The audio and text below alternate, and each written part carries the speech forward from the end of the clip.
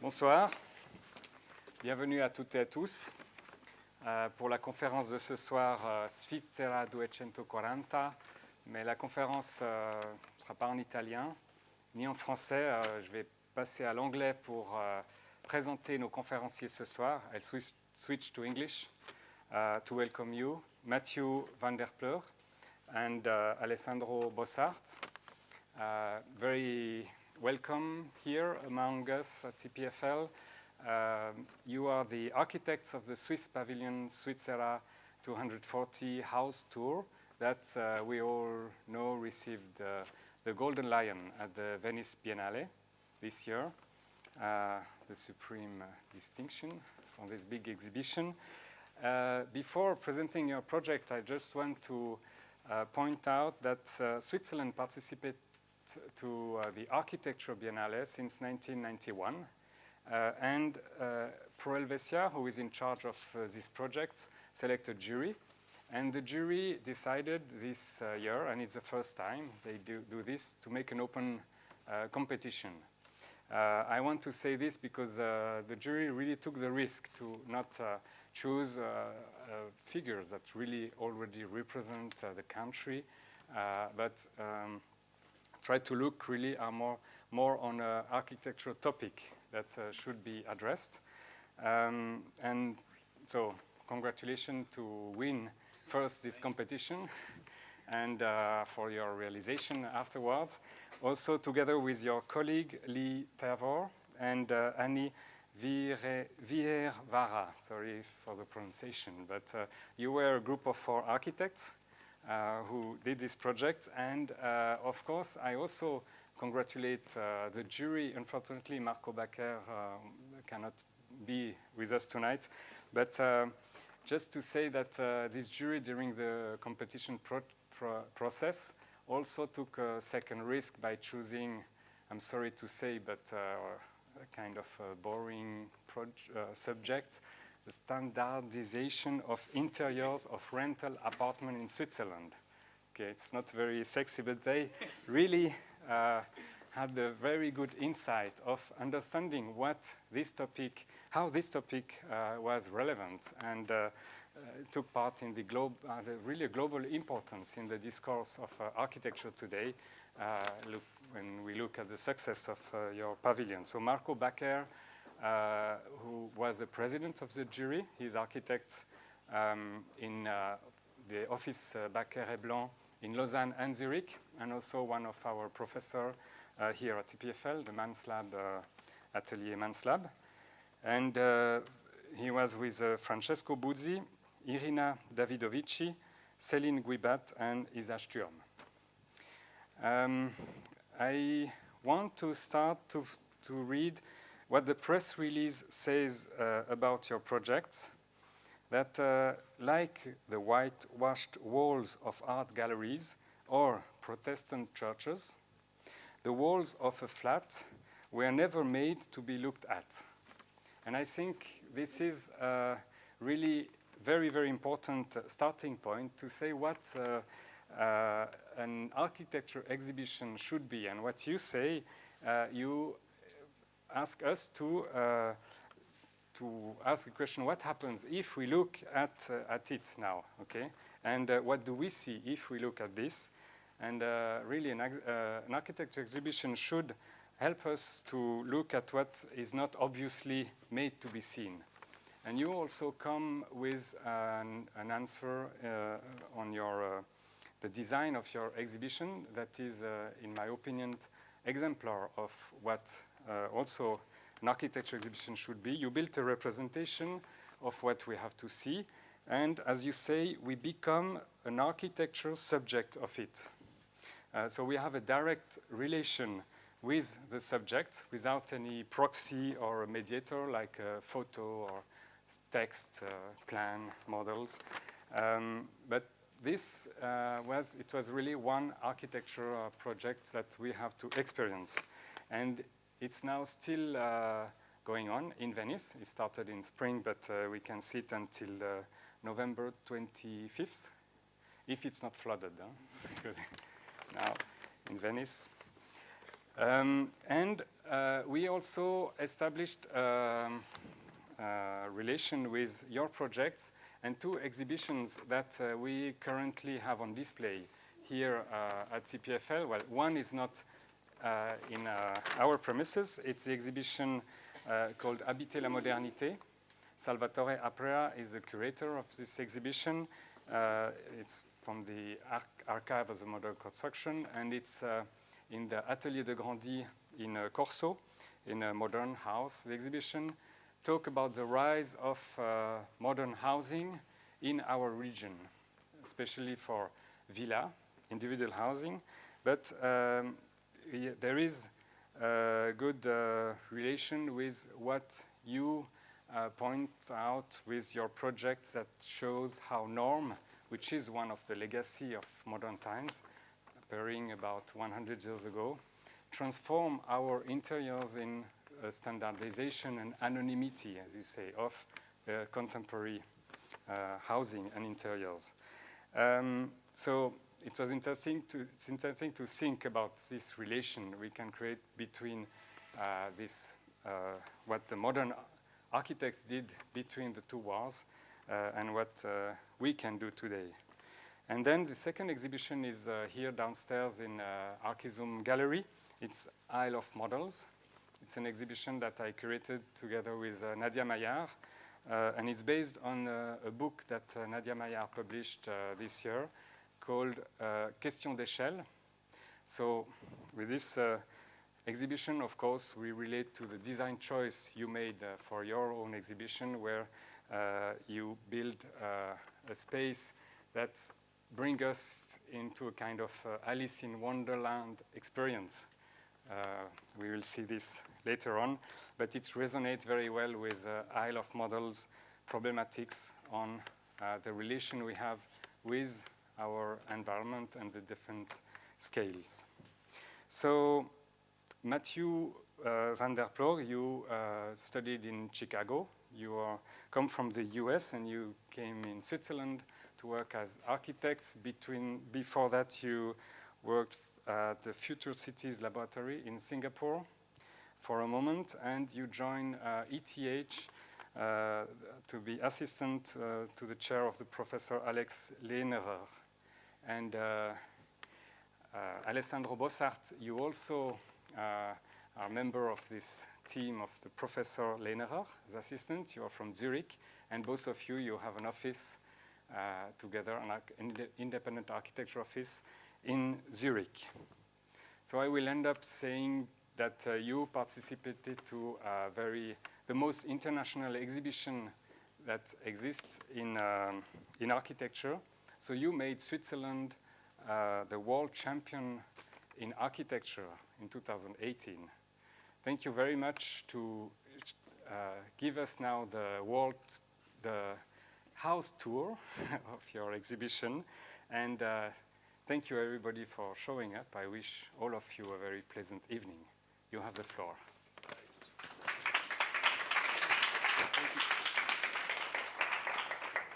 Good. And this.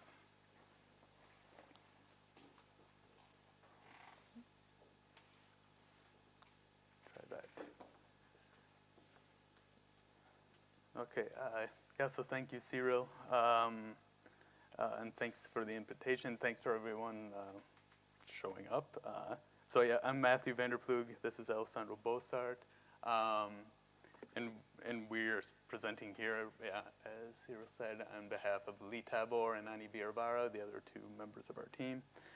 And also on behalf of the entire team at Provincia, who is represented here tonight by Martina Luki.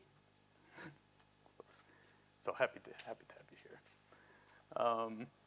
But yeah, for our missing team members, this is Lee. This is Ani. And yeah, I mean, we were in Lausanne almost exactly a year ago at the forum with Cyril, and we presented the project almost, I mean, it was basically before we entirely knew what the installation would be. But it was a very productive night for us because we had a good group like this, and there was kind of huge mix of responses. I mean, we basically showed images of empty, unfurnished apartments, but what we realized is that somehow, despite their blankness, they provoked a rather strong reaction and even emotional reactions from people. And we got a lot of input and feedback, and we basically realized then that we didn't have to, that the project kind of works with the content kind of is enough to stimulate something, even though it's not this flashy representation. It still had some, it still created some friction or some tension. So that, I mean, at that point we kind of realized we didn't have to necessarily frame the topic too strongly or put too many words ahead of it, but that the installation in the project could be used to solicit participation from the audience rather than kind of didactically pushing our own message at them, at the audience or the visitors. But since we're here tonight and we're talking at a microphone, we will talk about the project and our thoughts about it and the rationale behind the project. And what we decided to do in this pavilion and why we did this, why we did the house tour. But first, I think also in light that there is the exhibition on scale and models and housing, we'll start out by saying a few things about models or how we approached the idea of architectural models. And then talk about what the subtitle, what the idea of the house tour is. And then Alessandro will talk about kind of the design, implementation, experience, the actual pavilion, what we actually put in the pavilion and how that was realized. So first, models and housing. So like Cyril said, it was an open competition.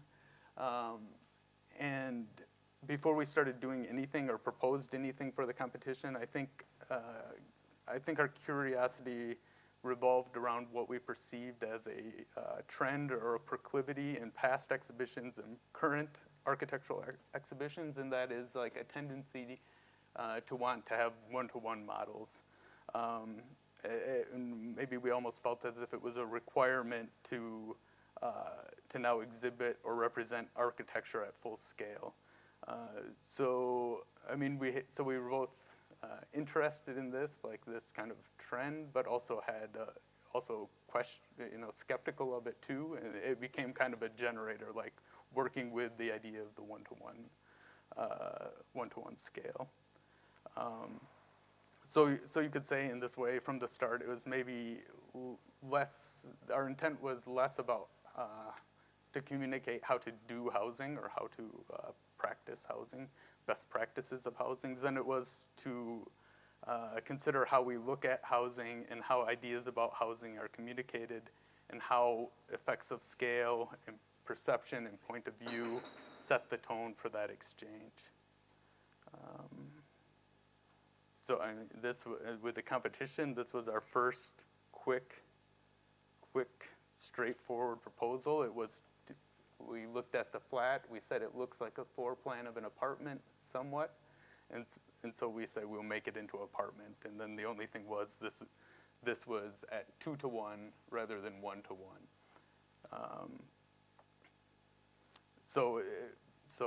And this is then one of the slides we were going to show during the competition to the jury, but we didn't do it because we only had a few minutes to present, and it's too blah blah. But we present it now. So we became interested in the use of futile or useless scales such as 2-to-1, which by their nature kind of could generate a certain recklessness compared to the desire for control, precision, solutions that 1-to-1 promises, or 1-to-1 also promise an authenticity. 2-to-1 is ridiculous in a certain way, but we were interested in just how the change of scale then changes the whole sensibility of the project.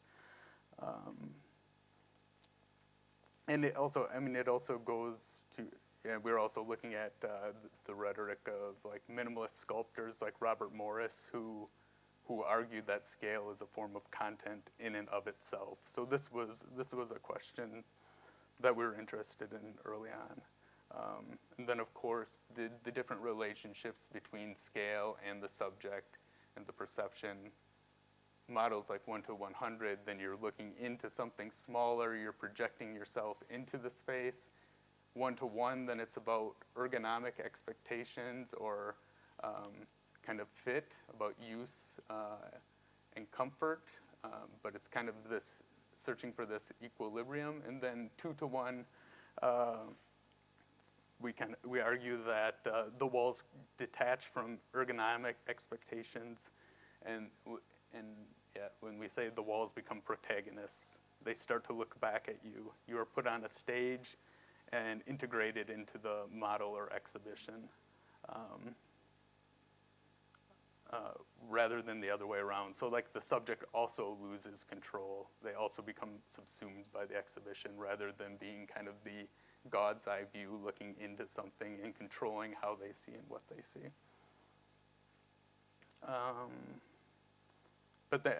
So we started out with this 2 to 1, one big 2 to 1 apartment in the pavilion, and we kind of quickly moved on to testing multiple equally irrelevant scales like 1.3 to 1 and 1.5 to 1. But even these smaller scales still had this effect of estrangement as the walls were divorced from kind of their functional expectations. They became autonomous in a certain way. It's a whole John Malkovich kind of thing.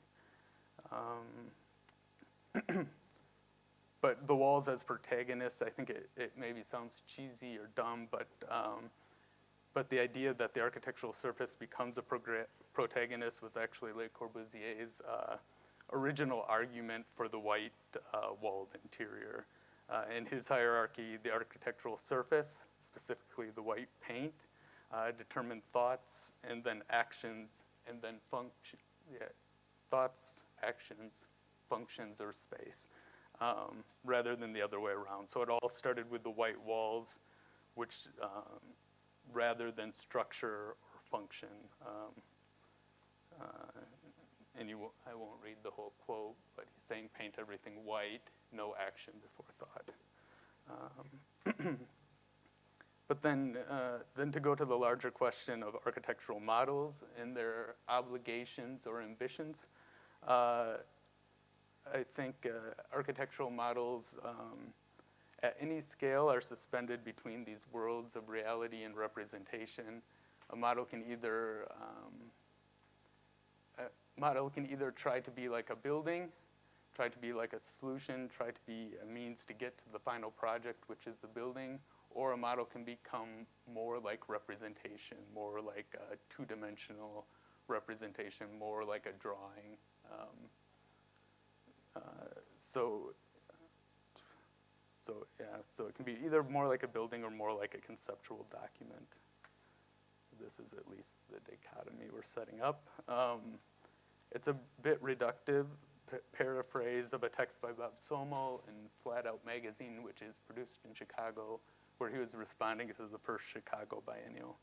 But in it, he refers to the idea as model exhibition at the IAUS, Peter Eisenman's Institute for Architecture and Urban Studies, where they had 2 exhibitions in the late 70s and early 80s, where the premise, the title was Idea as Model. And he, in his intro, Eisenman writes, "We do not seek to assemble models of buildings as propaganda for persuading clients, but rather as studies of a hypothesis, a problem, or an idea of architecture." So it's naturally a bit pretentious in its tone, but the ambition was to give the model a life of its own, to try to position it not just as a technical or narrative instrument used towards the production of a building. So contrary to this aim, though, most architectural models are coming from the right side of this diagram and moving or looking or longing for the left side to enable a project to become a building. From the virtual world of representation to the so-called real world. So it's a process of a fiction becoming a fact, a fictional design which is made So these models are a fictional design which are made to either convince someone to build the building or as a study model to figure out how to build it. But most often the hope is that it passes from the virtual to the materialized built project. And so the one-to-one model or the mock-up is the closest thing to being a building, a baby building. And then a one-to-one exhibition is often about kind of like a desire for creating authentic experience, and either like a new lifestyle materialized here and now that you see and witness and experience, or or it can also be kind of an unmediated experience of so-called real architecture. And also at any other scale, models are often used as for client persuasion or as design tools to advance to the final construction, kind of get it right. Yamasaki. And then the same thing is also true with digital models or BIM models, where the rationale or the desire or the ambition is for total control. Total control, efficiency, precision, and it's about delivering a project.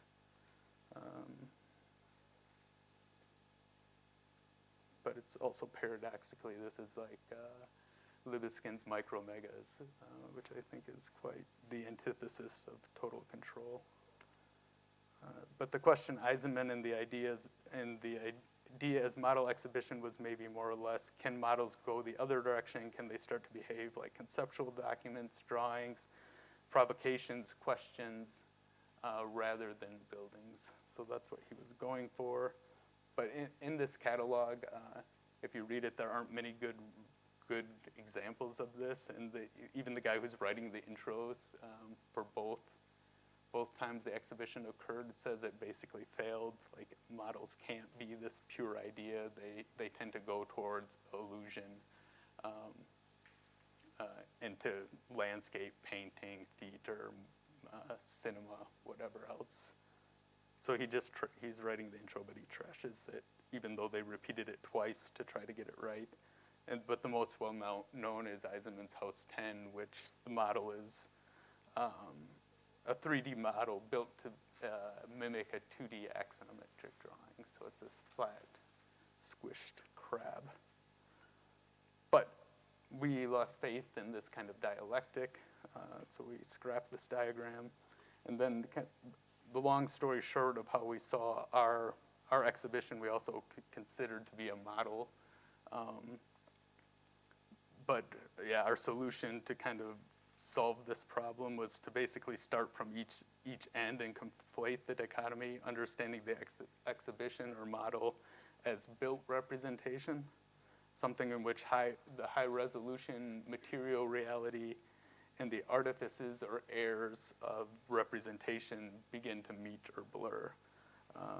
Or you could say we were interested in using the model as a vehicle to make reality behave more like representation within the pavilion and turn facts into fictions, which is like this. But I guess we come back to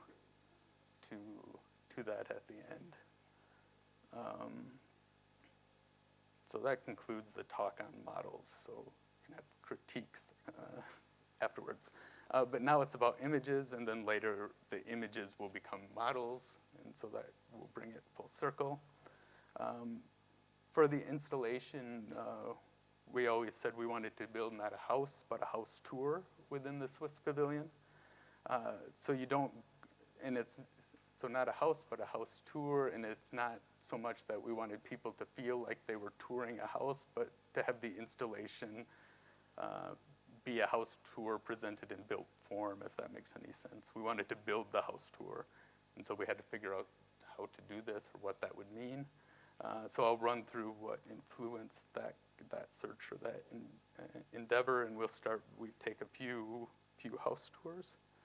Let's see if I have sound, but any explanation of our house tour always starts with this clip from HBO's Curb Your Enthusiasm. I see if it's loud enough.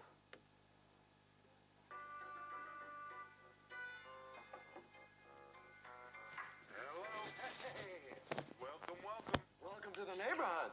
Good to be in the neighborhood. Look at this.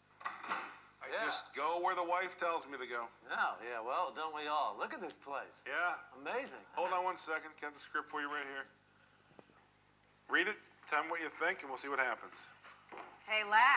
Hey, yeah. Is this something? Yeah, congratulations. Thank you. That's wonderful. We're so happy It's a here, beautiful aren't we, honey? house. We sure are. So come on, I'll give you the tour. Oh, you know what? That's okay. I get it. What do you mean? Well, you know, it's bedrooms, bathrooms. I get it. I see it. It's beautiful. It's great. You don't want a tour? You don't need to walk me All right, around get the house. fuck out of my house, okay, Larry? Just get the fuck out right now. All right, fine. I'll take the house tour. No, I'm done. I'm over it. I'm turned off. Leave. Get the fuck out, okay? Freak of fucking nature doesn't want a house tour. Susie, I'll take the house tour. No tour for you. I will have lunch tomorrow, don't forget. Okay, lunch tomorrow. Put this back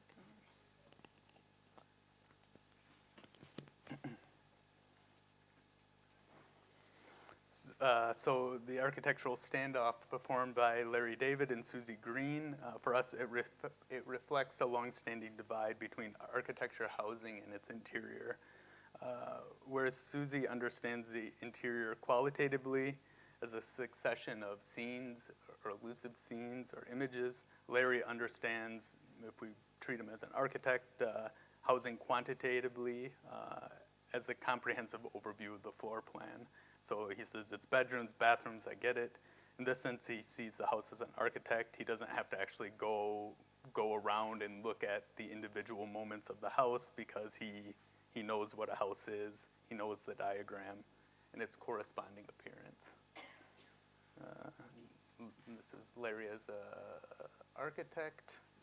Photoshopped I worked very hard on, so I leave it up 2 more seconds. So if we understand Larry as the architect, the dispute between Larry and Susie represents an unspoken but mutual divorce between architecture and the interior. And we think the terms of the split are well known. Architects took over the plan or the overview, while the material presence of the interior was handed over to popular culture or to other design disciplines. So the separation of dwelling into housing as plan and housing in image is demonstrated here by comparison of architectural publications on housing to those produced by related or popular design fields. For architecture, floor plan manuals and most other publications often represent housing by featuring floor plans and site plans complemented by technical drawings, and then if you're lucky, photographs of the exterior facade, and if you're really lucky, photographs of the lobby, if you're really lucky, photographs of the stairwell, all places where design can be exhibited. For everything else, like was said in the intro, the actual interior, the actual appearance of the apartment doesn't register, or often did not register. And then for everything else, from interior design publications to home furnishing blogs and television shows, the interior is represented almost exclusively by furnished interior, kind of house tour images, the eye level view, looking at the interior. So the interiors, only house tours, architecture, no house tours at all. But the absence of the appearance from the architect, the absence of the appearance of the apartment's architectural shell in the latter half of the 20th century is contrasted by the more recent emergence of strange photos like this, and then all of these. And we have hundreds of them, which we can also play a slideshow if you want to look at it later. But for us, the house tour refers to this eye-level perspective, which captures this view and the more subjective, qualitative, or atmospheric understandings of the interior that come from it. It is an alternative yet complementary representation to housing understood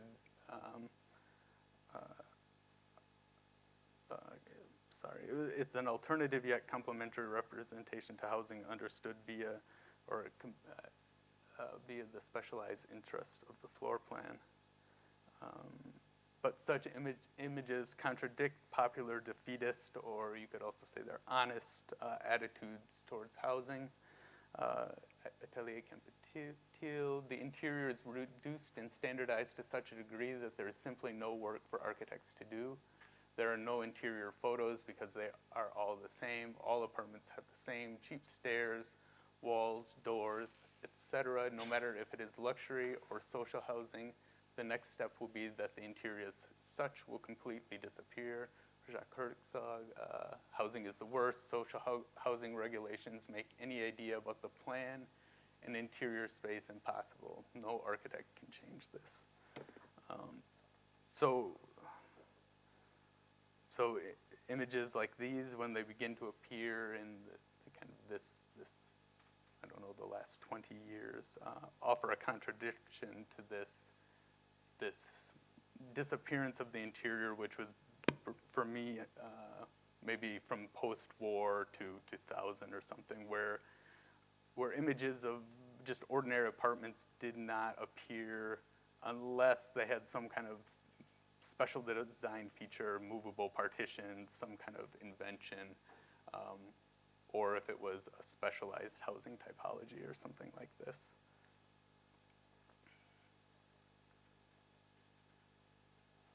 Such images depict a familiar and ubiquitous architectural palette which has remained surprisingly consistent over time and place. Architectural styles and ideologies often change regularly on the exterior especially, but this kind of interior aesthetic of white walls, wood or tile floors, standardized doors and windows and fittings holds firm or remains consistent. I think if you can manage to focus or sensitize your vision, you can find a lot of subtlety and sensitivity in these images, and there's a lot you can perhaps even learn about fundamental architectural relationships. But our real curiosity and love for these images is that on the whole, they're not always very competent visualizations of reality or of housing, and therefore call for a different discourse than that to which we are accustomed to when it comes to housing. So that is to say, they say relatively little about scale, or they communicate very little about scale, organization, efficiency, dimension, spatial adjacency, movement, lifestyle, or even use. What do they say? So for us, they ask more questions than they answer. They're easily misread and misinterpreted. And the benefit of this is they lead you to start thinking about whatever else you can project onto their white walls. So in this way, they're open and participatory. So we kind of read their deficiency as a positive thing, just like the 2-to-1 model is also moving away from kind of a certainty to an uncertainty. So they aren't instrumental. They don't depict bold interventions or heroic design moves. They aren't the images of inspiring lectures. But this is also our interest. They depict reality in high resolution and work with that reality. I guess you could say we also like them because they don't dodge or shy away from the interior, which is, I think, it's an easy thing for architects to do. You can just bury the interior. You can show the facade. You can show anything else. You can show historic photos. You can. I mean, as an architect, you can control what you see of a project and what you don't. So it's. I think it's a rather bold move to embrace kind of the ubiquity of the surface and actually try to work with it. So overall, this emergence or this collection of unfurnished interiors within architectural media, we find signals a shift that has already taken place in how architects, especially here in Switzerland, but also limited elsewhere, conceive of housing. So a shift in how they look, mainly from only this kind of top-down God's view to the more phenomenological interior perspective. And for us, this shift or this preference for the house tour challenges the tradition of the inconspicuous or invisible interior.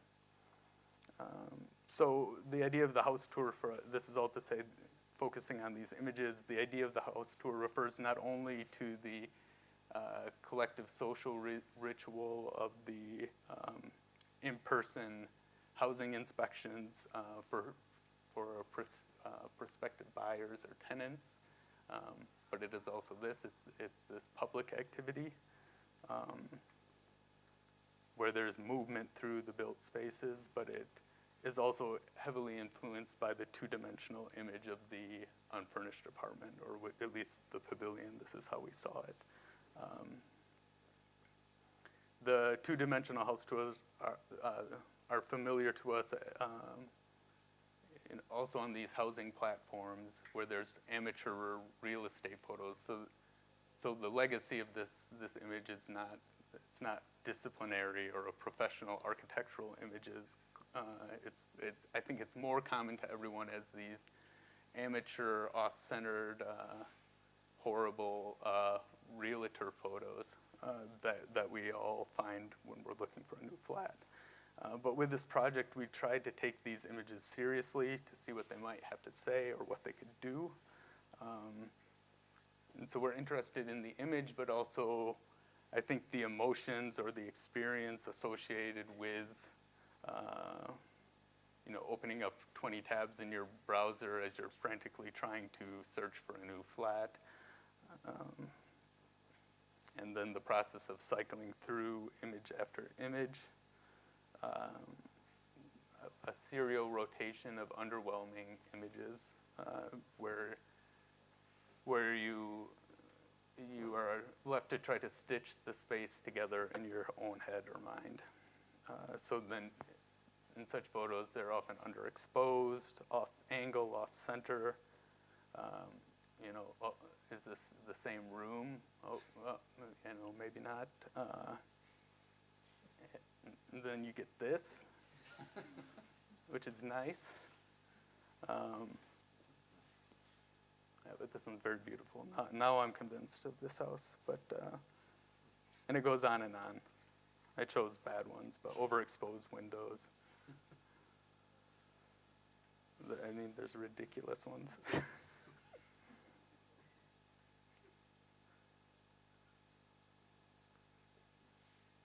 But it's also ironic with the precision and craft that architects put into housing and then how it's actually marketed it, and realtors also make tons of money in some cases, so that's all they have to do. But it's something that's also outside of Switzerland, kind of a global Western world or world cities. You find the same thing basically. So this is the Interlace in Singapore by Ole Sheeran.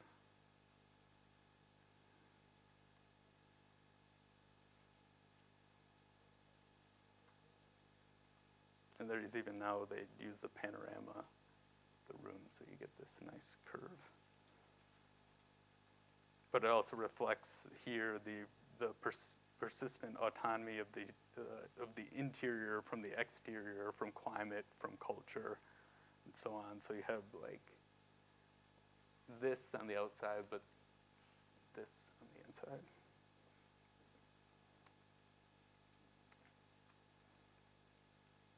See what I did there?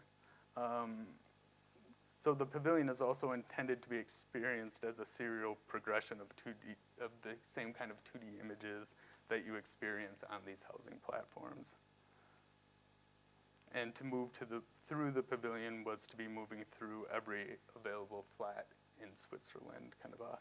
The idea was to not just have a few legible spaces, but to really densify it and kind of make it like you are then parading through the entire country. So despite and even due to the limitations of such images, we took them rather seriously as architectural documents. because I think they also have a performance beyond a mere shift in perspective. Collectively, they identify a continuous quilt of drywall, parquet, tile, and standardized fittings. This continuous monument or continuous surface is not so much a negative image for us because it's realism, it's honest and realistic, and also starts to frame the interior not as a private or individual matter, but as a public and shared architectural project or surface. So here, interiors are not understood as individual autonomous units, but as portions of a continuous terrain which stretches across Switzerland and much of the Western world. Yeah, there's the tour. And then just only a few from me, only a few other thoughts quickly, but why this might matter or why it resonated with us, why focusing on the appearance is relevant. These are two photos from Marina City in Chicago. It's these big corncob towers. But you have kind of the older guy who has moved in and kind of taken over as a DIY interior designer, completely lined every wall and surface of the apartment with his own velvet trinket, his own artifacts, his own traces. And then the guy on the right who is living in almost an unfurnished condition. But this is to say now that now it's potentially changing where people are living more and more with the white walls themselves as almost a piece of furniture. Almost no one that I know, like architects who are always moving around temporarily in places, or in places like Melbourne, housing leases are only 12 months, so you don't really have the option to start, painting the walls or nailing things into the walls. So I think originally this interior was justified because you could appropriate it, you could take it over, you could make it your own, and you could do whatever you want with it. But now it's almost like the walls are pushing back. And when I moved into like the last apartment, the previous tenants were saying, be careful, don't put the bookcase up close to the wall because it leaves these marks. And then they take forever to get off, and you won't get your rental deposit. And also make sure you don't brush up against the walls with your belt or something because it'll scrape it. So it was almost like the walls are no longer serving this their original intent, and they become kind of electric force fields, which are hard to work with, hard to furnish entirely, hard to take over.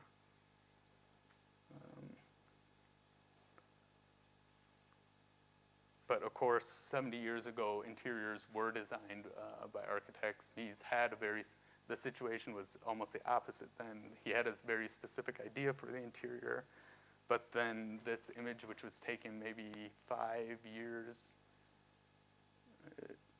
five or 6 years after the building was completed, as a kind of visual post-occupancy report, shows that basically no one took Mises' advice back then. They all filled it up with their own things, cornices and all kinds of murals and whatever they want.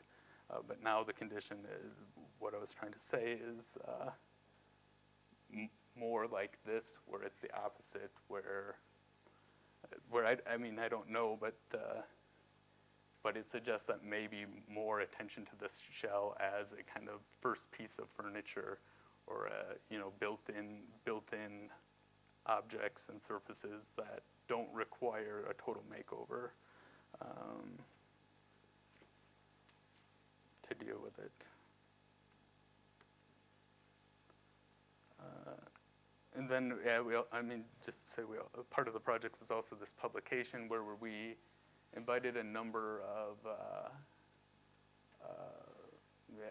interdisciplinary group of scholars, historians, architects, artists, where we showed them just the unfurnished interiors and invited them to respond. But I think one positive text was Christophe Jude, who is based here in Lausanne.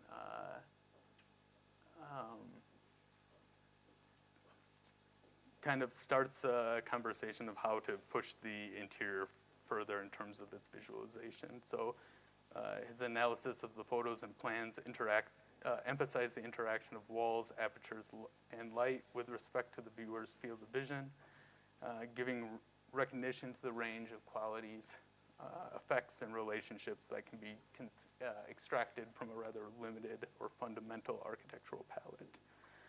And then I think this starts to dispel the notion that the architectural shell is merely a neutral backdrop for furniture, that it can become something more.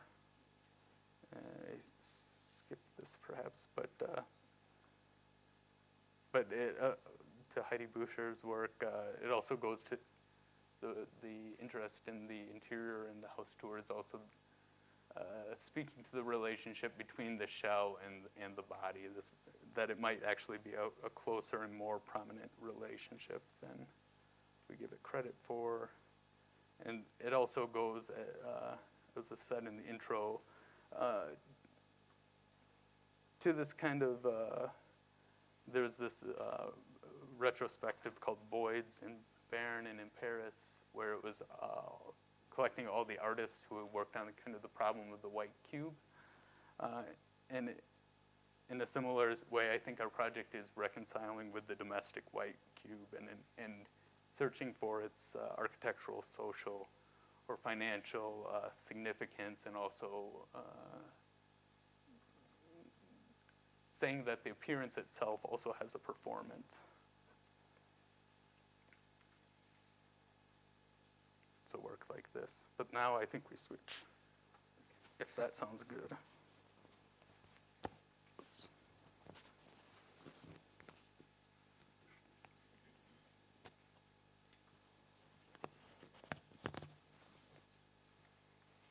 Is that good? That sounds great. So what we wanted to do then, basically, to bring it down to reflect on this architectural material Matt was explaining, and to take like the visitors on a journey through the whole landscape of the unfurnished apartment interior.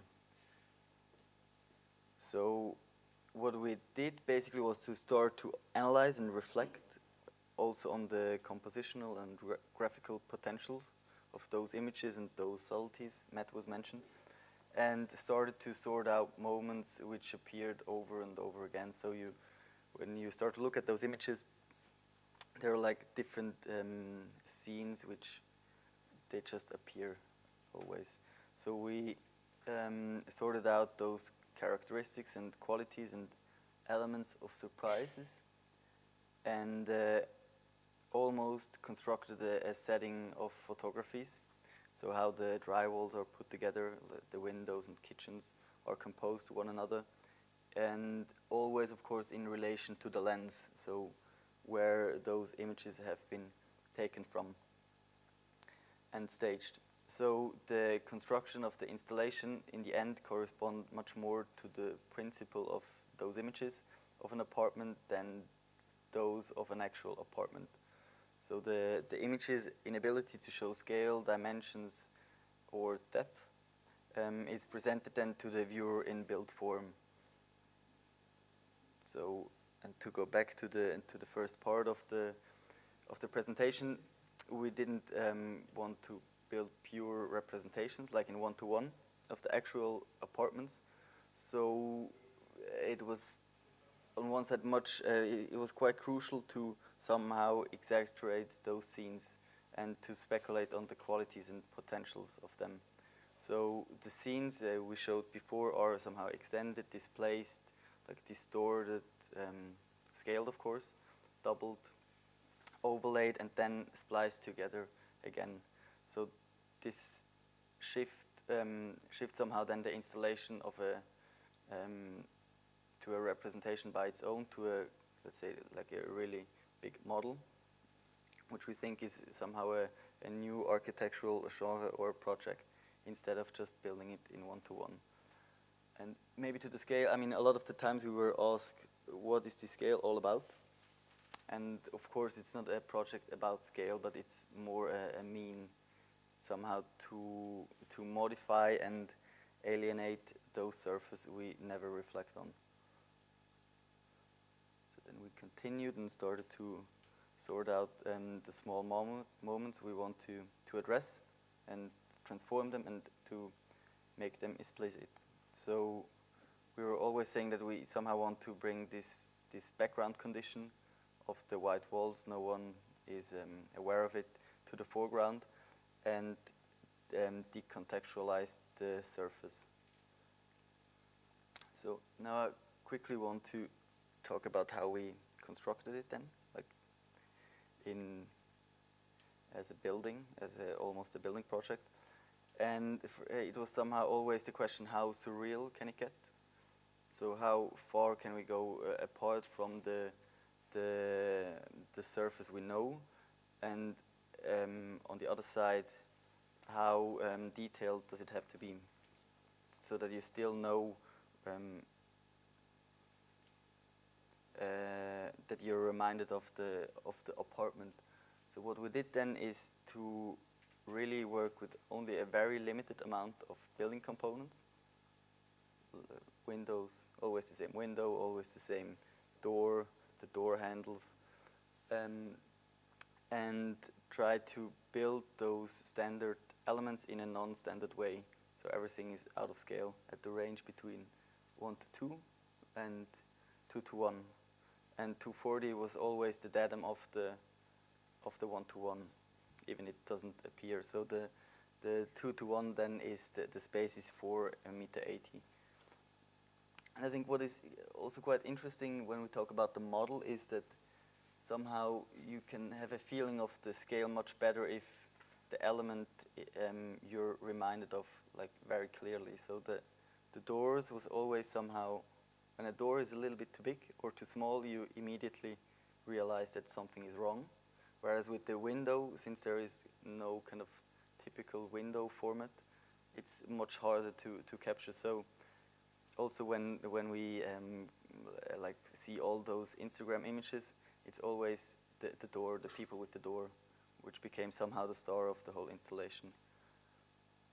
So what we had to do is that with all those, even the minor elements, for example, the door handle, they had to be somehow really precisely made, as the big power plug we saw downstairs. I think this kind of this refinement to get to know what it is all about has to be quite precise. So we had the lock that we, for the handles, we could actually work with the company who is doing all those door handles in Switzerland. And what we also figured out that they produce, I think 90% is always the same standard handle. So kind of the client and the developers, they always go for this Memphis standard handle. But luckily they have a small manufacturer, so where they can sometimes do like really special handles. In our case, they had to do them a little bit bigger and really much bigger. The same we did with the power plugs. Here we work together with the Kunstgießerei St. Gallen. So they're like, of course, only replicas, but they don't work. But I think what was also nice, like the discussion we had before, that even it's a minor detail, but when you're in the Swiss pavilion and see the Swiss power plug, you know that you're somehow in Switzerland. That's the transition of one floor to the other in the pavilion. So we also wanted to, of course, have somehow the sense of the scale of the texture of the wood. So we could not use real wood, of course, but instead we bought some planks, wood planks, and took images of them, and then scaled them up or down and printed it on vinyl. But what is almost not so bad is that the subfloor is also wood, so you almost have a little bit of feeling of walking on wood. So like the whole surface we scaled up, And what was behind, that was the moment when all the gypsum board arrived. These are, of course, like standard building components. So we started, I think we were the first pavilion starting in March. Everyone was, it was empty. And we started to move in all those. It was so much material that we could not even continue to build because it was full. And then, but slowly started to build up those scenes.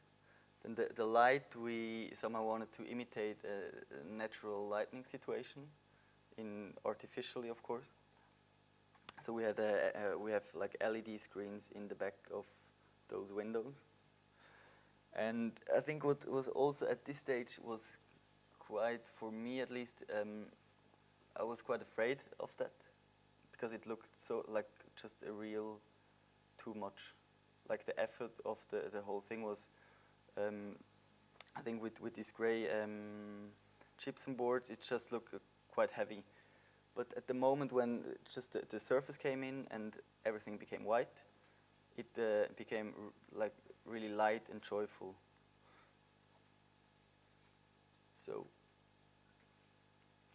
So now I guide you quickly through the installation. So when you stand in front of those two doors, you will come a new subject called the house tourist. You will explore this well-known architecture as a still unexplored foreign territory. The banality of every day is falling off the walls and your body starts to untrust everything you're claiming to already know. So on one side, it's very familiar. On the other side, it's completely unexpected.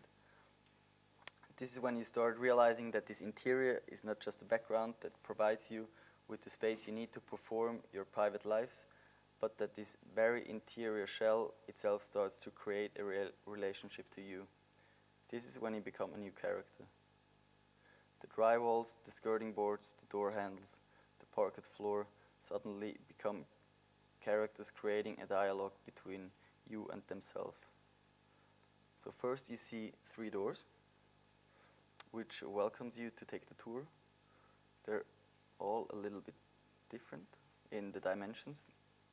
So you probably will open the middle one, which looks the most regular. You want to enter, but you realize that this perspectival space is not made to continue to walk, so it's only made to look at. So you have to go out again and open the second one. Here you see exactly the same space, but this time it's not distorted and you can walk in and take the tour. So left image, right actual space. In first instance, everything looks really familiar.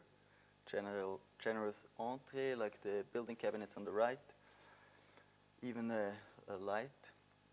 Maybe only this really fat column standing in your way.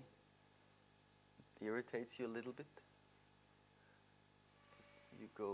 Now you go right.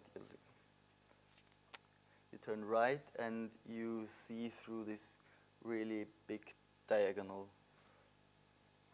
And I think at this moment you start to realize that actually nothing is as you expected, and you find yourself in an impossible dwelling. So here we amplified this diagonal, which is kind of always in those images a main thing, and made it almost to the main axis of the installation. And every kind of, all those, they have then a different scale, so it gets bigger and bigger.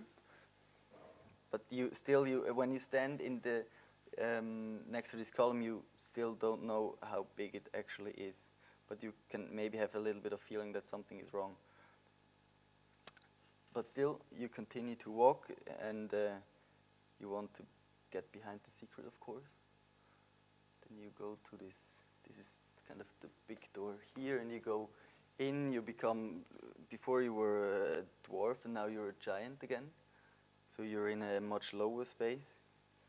In a typical loggia, through the change of the surface on the floor, we wanted to imitate somehow the atmosphere of a loggia with natural light coming from above. Here the room sequence even continues out of the pavilion, so we wanted to extend the impression of the infinite continuous space through images in the, yeah, you can't see it, but here through the image in the window. Here you're probably attracted by the perfectly placed power plug in the middle. How can I? Yeah, you see it. You're attracted by the light, go right in another really big generous loggia, going through this small door. Here we wanted to highlight the sculptural qualities of those interiors by a corridor which gets narrower and longer. The ceiling is falling apart. Here you're attracted by a window which is cut off of both sides. So when you go a little bit away of the way, you realize that it's highly staged. You passed by a curved wall. Here you look back through this tiny window. So before we were here, and now you can look back. And I think this is also the moment where you start to lose a little bit orientation by the fragments we shifted 45 degrees, which is completely not in the logic of the pavilion. So a lot of people which were there, then they somehow lost it a little bit, which is good, of course. So then you continue, the ceiling is, you're in this maybe is also important that the ceiling jumps, and this was supported by an audio installation which somehow made the sound of the jump. And this is the last one where we shifted somehow the kitchen around the corner to an arrangement no architect in the world would ever do, probably. And you can go outside through those two doors and look back and orientate yourselves. So I think what we managed to try to somehow, with this arrangement of the nuggets, like these fragments, to overcome somehow the clear plan and the room separation of the pavilion, this diagonal, or even the when you open this door here, you can see through the whole pavilion, but it's not somehow in those three parts anymore, like the main space, this and this, but it's more one big thing. And of course the pavilion looks much larger as it really is. So we overlaid, let's say, those scenes, but it's also then not clear anymore where one scene starts and where one ends. So they're always somehow the context for the next ones. And it became one topological surface. This was somehow then the end of, for us, kind of at the 24th of May, when we somehow, when it opened and gave it over to the visitors. But the image material we were working with, it was always kind of empty, with no traces of occupants. So the only hint to the subject or the observer was always through the lens of the camera itself, and therefore, like, the observer was always invisible in the image. But of course, for the construction, it was important that it somehow has this character. And I think this was also somehow the kind of the relief that we realized, like with the reactions of the people in the pavilion, that it somehow actually also works. That a lot of people had somehow really immediate feelings. So when they entered, they realized that it's somehow the space did something with the people. And of course, yeah, I mean, there exist hundreds of those images, but it was really nice that the people took it somehow as their joyful space to occupy. So, and this was probably also one. So that even the kids understood somehow what we did.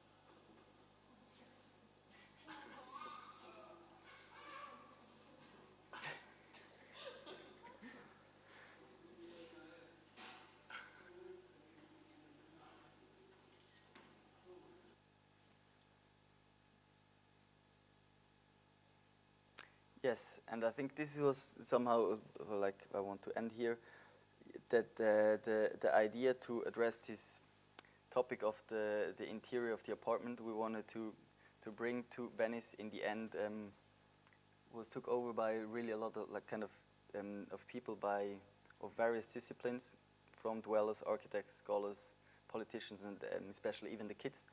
And they saw something in it and had immediate reactions to it. Yes. Thank you.